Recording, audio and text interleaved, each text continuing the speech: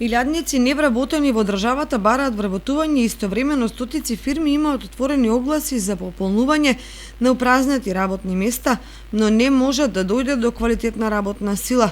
Тоа зборува дека пазарот на трудот е драстично пореметен, што негативно се одразува на вкупниот развој на стопанството.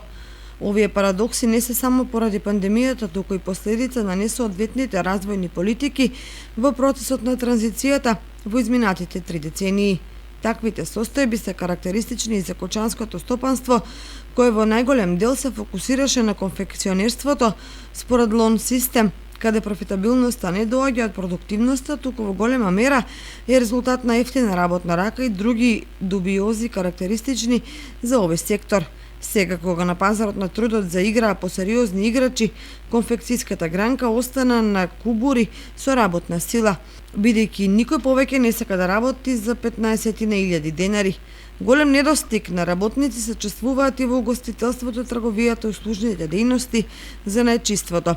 Угостителите се жалат дека во летната сезона остануваат без готвачи и келнери, оти заменуваат на работа во туристичките центри на Јадранот и Средоземното море. Со ангажирани работници на подолг период проблем имаат многобројните маркети и други трговски дуќани. Граѓаните се жалат дека е вистинска среќа да се најде мајстор, електричар, дзидар, сервисер за бела техника. Од друга страна, бројките од Агенцијата за вработување велат дека без работа поради ковид кризата останале 16.000 работници, а лето во отворени стојат 8.000 огласи за вработување на ниво на држава.